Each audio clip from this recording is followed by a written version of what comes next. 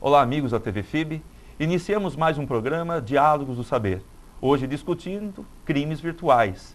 Temos em nossa mesa de discussão o Dr. Edson Cardia, que é delegado de polícia, entre outras funções tantas, também um investigador, estudioso sobre a questão dos crimes virtuais. Dr. Edson Cardia, seja bem-vindo. Muito obrigado, prazer é nosso. Dr. Edson Cardia e eu discutimos no programa passado a respeito da influência que o mundo virtual tem sobre a personalidade do indivíduo. E Dr. Edson Cardia, eu lembro aqui um autor chamado Félix Guattari. Félix Guattari é um esquizoanalista que, entre vários livros, juntamente com Gilles Deleuze, escreveu um artigo muito interessante, que é publicado numa obra chamada Imagem e Máquina, onde ele discute a questão da subjetividade. Ele discute ali justamente o seguinte, que esse uso maciço dessas maquinarias informacionais e computacionais tem influenciado muito na formação da própria subjetividade humana. Como falar da produção de subjetividade hoje? Uma primeira constatação nos leva a reconhecer que os conteúdos da subjetividade dependem cada vez mais de uma infinidade de sistemas maquínicos. Nenhum campo de opinião, de pensamento, de imagem, de afeto, de narratividade pode, daqui para frente, ter a pretensão de escapar à influência invasiva da assistência por computador, dos bancos de dados, da telemática. Com isso, chegamos até a nos indagar se a própria essência do sujeito, essa famosa essência, atrás da qual a filosofia ocidental corre há séculos, não estaria ameaçada por essa nova maquinodependência da subjetividade. E eu me lembro justamente do Félix Guattari, porque ele vai dizer isso, né? Quer dizer, o indivíduo, a subjetividade do indivíduo, ela é assujeitada pelos estímulos externos. Seria correto afirmar isso, doutor? Eu acho que é correto, sim. Eu não sou psicólogo nem psiquiatra, mas esse mundo virtual, quando se volta para a realidade do indivíduo, dá uma aparência mesmo de um estado esquizofrênico. Né? Eu tenho a tendência a viver numa realidade paralela, né? Que não é aquela realidade de praticamente todos. Né? E o que se pode fazer dentro de uma vivência paralela dessa? Algumas coisas que não muito boas. Né?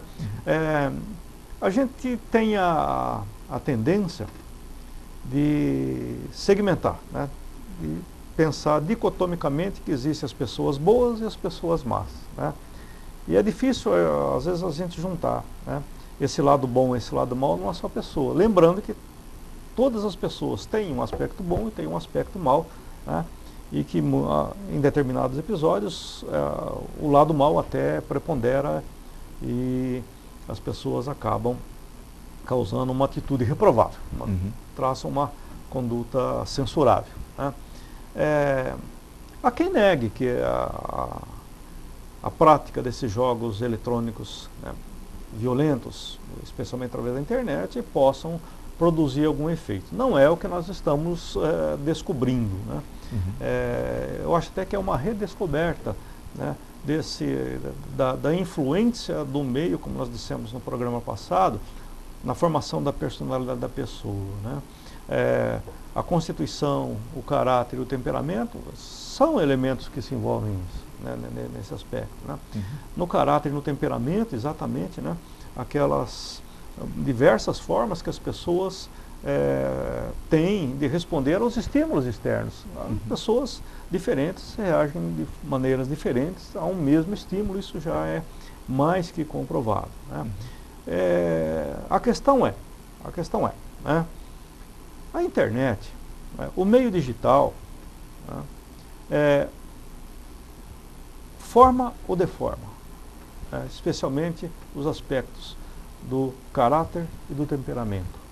Né?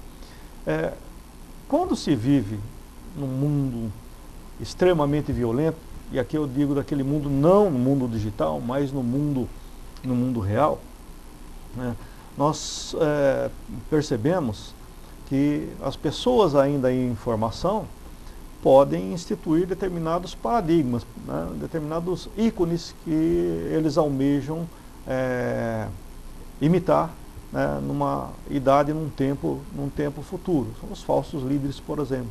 Né? Então, crianças que vivem em meio à violência podem aprender que a violência é o meio necessário e suficiente para se conseguir, para se alcançar um status de reconhecimento. Né? E muitas vezes esse status de reconhecimento que elas almejam e conhecem é exatamente o mundo da delinquência. Isso acontece no mundo real. Eu, pessoalmente, não tenho dúvidas que o mundo virtual contribui muito para isso. Até porque, como o senhor disse, como o pesquisador disse no livro também, né, esse mundo digital ele é muito impactante, ele penetra muito profundamente, né, no âmago das pessoas, né, e pode produzir deformações. Né, e essas deformações são sentidas. A internet hoje, a gente pensa na internet num aspecto globalizado. É um mundo sem fronteiras, não existe fronteiras na internet. Né? Mas é um paradoxo, né? Embora não haja fronteiras, nós observamos que as pessoas se emparedam nesse mundo. Então há um fenômeno do emparedamento. E esse emparedamento é cada vez mais crescente. As pessoas se afastam do mundo, né, real, que é o mundo da convivência com os familiares, com os amigos, com as sociedades nas quais eles estão inseridos, família, escola e tudo mais, e acabam se voltando cada vez mais para esse mundo virtual, se emparedando por ali. Né? Esse emparedamento leva mesmo a um sentimento, digamos assim, de desprezo, né, em relação ao outro, e mais que isso, desprezo a bens até juridicamente protegidos. Né? De onde vem aí esses fenômenos criminais que nós temos estudado. O senhor me faz lembrar do Karl Marx. Karl Marx, ele, em uma obra, no Capital, ele diz que o homem ele cria tecnologias justamente para potencializar a sua ação. Então, se eu não posso pregar um prego na madeira usando a minha mão, porque eu vou rasgar, destruir a minha mão, eu crio um martelo. E o martelo potencializa a minha força. Se eu tenho um problema na visão, eu vou criar a lente, e essa lente vai corrigir a distorção da minha visão. Quer dizer, nós criamos as maquinarias, as tecnologias para potencializar a nossa ação. E elas se tornam, na verdade, o apêndice da nossa mão, dos nossos olhos, o apêndice do homem. O que ocorre hoje é que, na verdade, o homem meio que se tornou o apêndice da máquina. Né? Quer dizer, criou-se uma dependência afetiva, uma dependência psicológica tão grande em relação à máquina, que nós nos tornamos dependentes dela. Né? E afetivamente dependentes dela. Né? Então, assim, o indivíduo que não sabe muito bem diferenciar o virtual do real e acaba trazendo para a vida, para a realidade, um personagem, um tipo, uma tara, uma fantasia, é um indivíduo que ele passa por um distúrbio de personalidade. E esse se torna muito grave quando esse distúrbio de personalidade prejudica o próximo, né, aquele que está ao lado dele. Então, na verdade, vivemos uma sociedade com um perigo muito grande. Cada vez mais nós temos indivíduos que, por um lado, vivem em uma família fragmentada, onde os valores dessa família, que essa família teria como função fornecer esse indivíduo, são cada vez mais pequenos e fragmentados. Então, delega-se muitas vezes à escola a função de educar, e não é a função da escola educar, a função da escola é ensinar. Se o indivíduo ele não traz um estofo, um princípio de casa, né, de formação inicial, torna-se muito difícil a escola delegar à escola essa função que não é essa função da escola. E, por outro lado, é um indivíduo que vive muitas vezes num mundo à parte. Então, o que nós temos? Um sujeito fragmentado, uma personalidade fragmentada e um indivíduo doente. Então, se torna presa fácil, né? E aí há distorções no comportamento social desse indivíduo, né? Eu lembro aqui um outro autor, que é o Pierre Levy.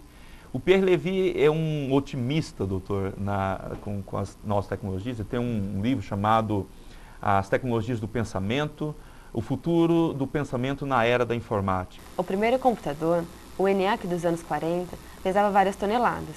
Ocupava um andar inteiro em um grande prédio. E para programá-lo, era preciso conectar diretamente os circuitos, por intermédio de cabos, em um painel inspirado nos padrões telefônicos.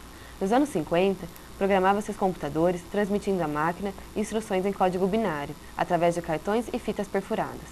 As telas, cujo uso só generalizou-se no fim dos anos 70, foram durante muito tempo consideradas como periféricos. Os primeiros microcomputadores eram vendidos sem os tubos catódicos, aos quais estamos habituados hoje. Desde então, tornou-se impensável usar um computador sem tela, a tal ponto que o monitor e o teclado passaram a simbolizar a própria máquina. Ele diz que muitos autores dizem que há, na verdade, um choque entre a tecnologia e a cultura, e ele não concorda. Ele, na verdade, fala que atrás da máquina sempre há alguém, sempre há um indivíduo, sempre há um controlador, um programador. Então não há um impacto da tecnologia, na verdade, o que há são políticas de gerenciamento mal planejadas que levam a distorções sociais, que levam a distorções comerciais e assim por diante. Então, muitas vezes aquela ideia do Matrix, né, doutor Dick? Sim, tentar bem colocar um demônio dentro da máquina, quando na verdade, no fundo, é o próprio indivíduo que se torna o agente, né? Uhum. E falando nisso, eu tenho uma dúvida. Há quem diga, inclusive, que precisa-se de uma legislação própria, que possa gerenciar esses tipos de crimes virtuais e etc. e tal. O senhor é partidário dessa ideia de que tem que renovar o código ou não? O senhor acha que o que há no código já dá conta? Como que o senhor analisa? Eu penso assim, o cerne de tudo está no direito, procurar se antecipar, evoluindo para melhor, evidentemente, de forma a intimidar as pessoas a que não pratiquem delitos. Existe um livro lançado há pouco tempo, do Robert Simon, que diz por que os homens, no sentido de pessoas, maus fazem o que as pessoas, os homens bons, apenas sonham. Então, eu acho que o direito deve também permear por essa pergunta, né? No caso dos crimes digitais, eu prefiro essa terminologia, né? Nós temos dois aspectos. O primeiro é desmistificar aquela noção de que o Código Penal é de 1940, ele é anacrônico e tudo mais, né? Não é bem assim, né? Nós tivemos uma profunda reforma na parte geral, que é aquela que dita inclusive as questões de política criminal, que ocorreu em 1984, que veio também sendo reformulada pontualmente, está sendo reformulada pontualmente até hoje. Esse ano, inclusive, já tivemos algumas modificações, e temos a parte especial que gera aqueles crimes, contempla os crimes em espécie: homicídio, furto, roubo, estelionato, enfim, todos os delitos estão por lá. Essa parte ainda é um pouquinho atrasada. Há alguns tipos penais que são de 1940, outros já foram extirpados porque eram anacrônicos mesmo e representavam uma interferência do Estado onde ele não deveria, né, atuar. O caso, por exemplo, dos crimes de sedução, do crime de adultério. Mudou a visão social. Por que o Estado vai interferir na relação entre duas pessoas que elas devem, por elas, decidir o que acontece? Então, houve reformulação, sim, no Código Penal. E outra está em andamento, né? Começam as discussões no Congresso brevemente, acho que ainda esse semestre começa. Então, o panorama é este. Para os crimes digitais, nós já temos no Código Penal dispositivos que regulam esses crimes, né? E é o caso da calúnia, da injúria, da difamação, é o caso do estelionato, né? É o caso da fraude, né, praticada contra a administração pública, né, que o Código Penal já foi modificado nesse aspecto, punindo o funcionário autorizado que, né, deturpa, né, corrompe os sistemas para a obtenção de alguma vantagem ou criação de uma situação que não deveria ter sido criada. Enfim, já existe um direito penal que eu chamaria de clássico regulando essas situações desses crimes. E existem outras situações que são próprias, né, dessa revolução tecnológica que necessitam ainda ser regulamentadas, né? E já estão sendo regulamentadas, já projetos de lei tramitando no Congresso.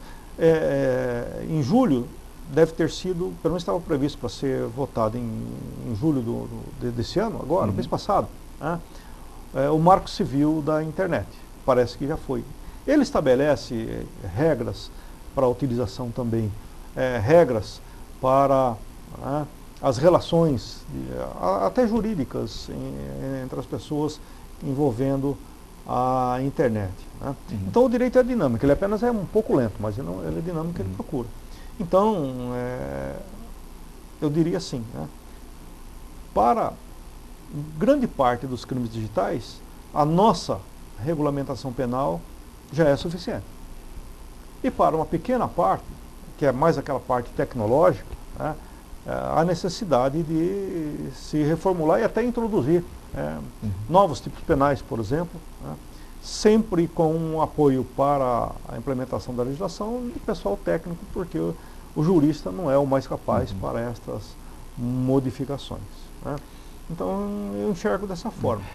Doutor, e há um aparelhamento no Estado para o julgamento, para o trâmite desses crimes, para a investigação desses crimes? As delegacias, elas possuem essas maquinarias. Por exemplo, um hacker, muitas vezes ele possui uma máquina extremamente poderosa, né? Como que hoje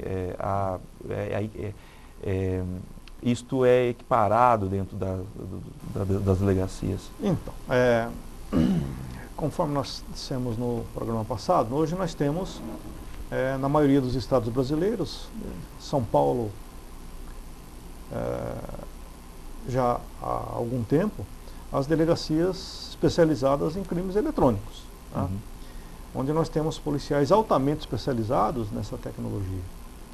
E que investigam e produzem os elementos de prova, né, para que o Ministério Público possa sustentar lá a sua acusação e a magistratura, o judiciário, possa resolver essas questões, né?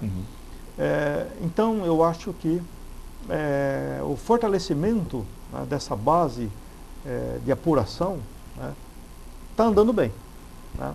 Essas delegacias especializadas, elas possuem equipamento tecnológico até atualizado. Dizer atualizado hoje é um pouco difícil, porque a cada dia, né, surgem novos, mas dentro do possível e dentro do razoável. Então a apuração dos delitos, ela tem sido eficiente, né? Para o Poder Judiciário, o importante é que, né, o que a acusação alega e as provas que são produzidas estejam dentro do processo, para que ele possa averiguar, né? Então, eu não veria assim muita necessidade de se instituir um quadro de juízes informáticos, juízes digitais. Eu acho que também não chega tanto.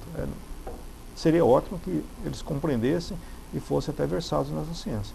Mas eu acho que para os dias de hoje, né, a situação está satisfatória por conta dos resultados de resoluções de crimes que têm ocorrido e que essas delegacias têm solucionado. O que eu noto muitas vezes é que a própria mídia sensacionalista, ela bebe, né, de alguns fatos, algumas ocorrências, né, e criam ali, inclusive há alguns personagens na televisão que se tornam meio que juízes e brandam ali por uma reforma no judiciário, que tem que acontecer e tal, e de fato não é bem por aí, né? Quer dizer, muitas vezes eles se tornam juízes, advogados, promotores, e quando na verdade desvirtua e faz um desserviço, né? Presta um desserviço para com a sociedade, né? Esse segmento da mídia é muito problemático, porque alguns que atuam, né, nesses tipos de programas, especialmente televisivos, a televisão é um meio de comunicação de massa muito poderoso, né, formam opiniões, né, e nós muitas vezes não encontramos uma massa crítica para filtrar determinadas proposições que são mais populistas do que realistas, né? Então, assim quem se arvore nessa condição de acusador, de julgador e até de revisor dessas decisões, né? O ministro o Marco Aurélio, né, comentando a atuação desse tipo de imprensa sensacionalista, afirmou que, né, a imprensa, né, não é juiz, e que o apresentador não é juiz, que a imprensa não é um tribunal de justiça, né? Ele disse isso com muita propriedade, porque nós estamos hoje, né, olhando alguns casos, tomando ciência de alguns casos, em que a população influenciada pela mídia, né, acaba por si, né, transferindo esta influência até para os órgãos julgadores, menos para os juízes técnicos, togados, mas muitas vezes para os juízes leigos, por exemplo, o tribunal do júri, né? E nós temos, até em São Paulo, casos, né, em que ocorreram distorções no resultado dos julgamentos por influência midiática. Ou seja, o que significa dizer que não foi feita a justiça, ou que ela foi disponibilizada, apresentada de uma forma incorreta, né, uma forma incorreta. Então, os meios de comunicação, eles podem ser considerados, às vezes, causas da criminalidade. A criminogênese estuda essa influência dos meios de comunicação, né, na formação da pessoa criminosa também, né? E eles são extremamente poderosos. Não que toda a mídia o seja, mas parte da mídia o é. Tá certo. Eu acho que quando se cria um espetáculo sobre o bizarro, parece que o ser humano, há alguns estudos, né, que percebem isso, que denunciam isso. Duas coisas chamam a atenção do ser humano: o belo e o bizarro, né? Se você vê uma coisa bonita, uma bela mulher, uma situação, uma paisagem bonita e etc e tal, seus olhos tendem naturalmente a correr, né, a ele. Mas também o bizarro chama muita atenção do ser humano, né? Você, quando vê alguma coisa que é muito feia ou uma tragédia, quase sempre as pessoas querem ver o que está acontecendo ali. Mesmo depois fala, nossa, me tira daqui que eu vou desmaiar. Então, se essa é uma das características próprias do ser humano, essa mídia sensacionalista, ela bebe justamente disso aí, dessa característica humana, para superfaturar sobre ela, né? E causa problemas seríssimos, como o doutor mesmo colocou. Ela perfilha na miséria humana, ela vai beber na miséria humana, né? Esse aspecto da cupidez também é interessante no ser humano, né? Realmente é isso, né? As duas coisas são os dois polos, né? O belo e o bizarro, né? Um problema muito complexo é quando essas coisas se confundem. Quando, se enxergando o bizarro, se enxerga o belo, por exemplo, né? Estaríamos diante de um quadro psicótico? Até sim, mas poderíamos estar diante de um quadro psicopático no sentido criminal, né? Aliás, essa questão dos psicopatas, sabe-se hoje que a quantidade de psicopatas que nos circunda é muito alta, muito mais do que aquela que a gente imaginava, né? E também aí, até que ponto o mundo moderno contribui para que o número de pessoas psicopatas aumente sempre, né? É porque as pessoas hoje, doutora, nós temos muitas dificuldades de lidar com o não, com as frustrações. A gente vive uma sociedade muito permissiva, né? Que desde muito cedo o pai e a mãe acham que para dar o melhor para o filho, ele não pode dizer não e super protege essa criança, e ele cresce muito dependente. E quando surgem os primeiros problemas na vida, as primeiras dificuldades, geralmente são pessoas que não conseguem lidar com essas frustrações, né? E acabam muitas vezes absorvendo de tal forma que eliminam esse não ou esse limite, matando ou causando dolo ao próximo. Essas são as dificuldades aí que nós vivemos hoje, né? Uma sociedade de psicopatas em potencial, né? Quando eu fiz a faculdade, tinha uma professora de psicologia que ela dizia isso, né? Falou assim, olha, vocês vão lidar com uma sociedade, nós já lidamos com uma sociedade onde as pessoas têm realmente muita dificuldade em lidar com o limite, ela não sabe separar o que é o eu do que é o tu, ela confunde, ela mistura, ela se apossa do outro como propriedade e ela devora, né? Quer dizer, ela toma conta. E ai daquele que tentar tirar, tentar separar, né? Então, é uma realidade, infelizmente, muito preocupante que nós vemos hoje. Pois bem, Dr. Edson Cardia, olha, foi um prazer enorme conversar com o senhor hoje. Eu acredito que para o telespectador, para aquele que acompanha o nosso programa Diálogos do Saber, foi altamente instrutivo. Agradeço realmente a participação do senhor. Imagina. A minha participação foi modesta diante da carência de conhecimentos que a gente tem, inclusive, né? Mas o prazer foi todo meu. Eu é que agradeço essa oportunidade de estar conversando sobre esse tema, exatamente pela finalização, nessa questão das famílias evitarem as frustrações, evitarem ou não, da ausência de imposição de limites e que desagam também no tema que nós conversamos. Mais uma vez eu agradeço e coloco à disposição para contribuir, né, ainda que modestamente, como eu disse, mas sempre dentro da minha potencialidade. Muito obrigado. Acompanhe a programação da TV FIB. Muito obrigado.